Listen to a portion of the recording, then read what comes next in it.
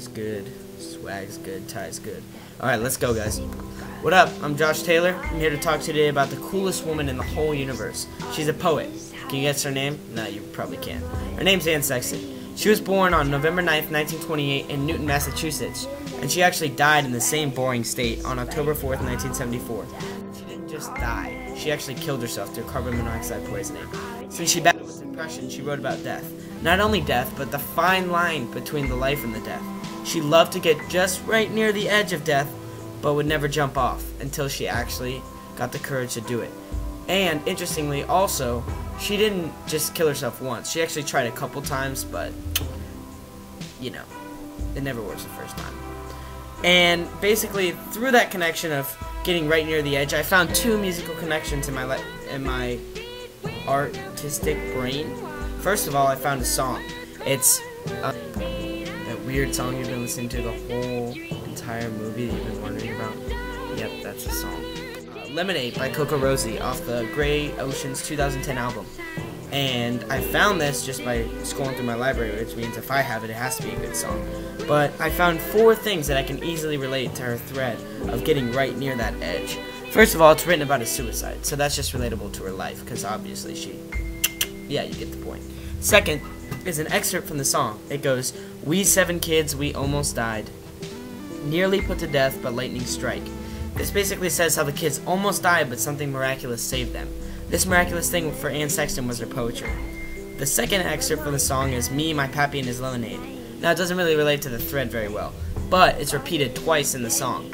This repeated, it's nailed in your head multiple times. It's supposed to stick and have meaning, and Anne Sexton often did this in her poetry. I kind of thought of it like those commercials where they're like 1-800, 1-800, 1-800.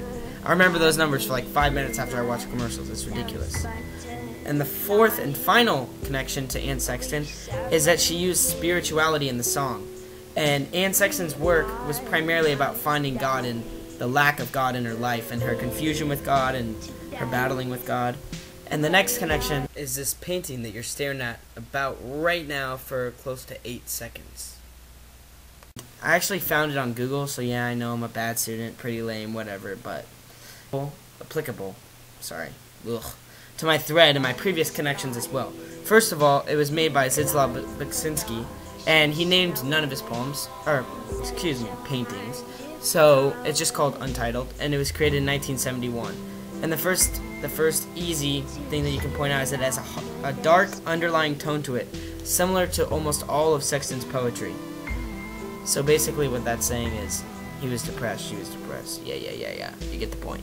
Second, the skeleton pictured in the painting is crucified, therefore depicting death and relating to the literary thread.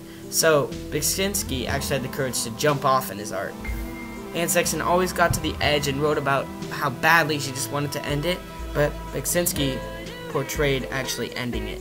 And third and finally, and also relatable to CocoRosie, is he used a cross in the picture for which the skeleton was being crucified on, so it's depicting religion in his work.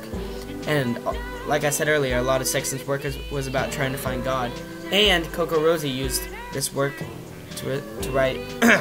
CocoRosie used her music to write about spirituality, but theirs was not religious. I think that pretty much covers it, guys. So I'll talk to you later. I'm out. Peace.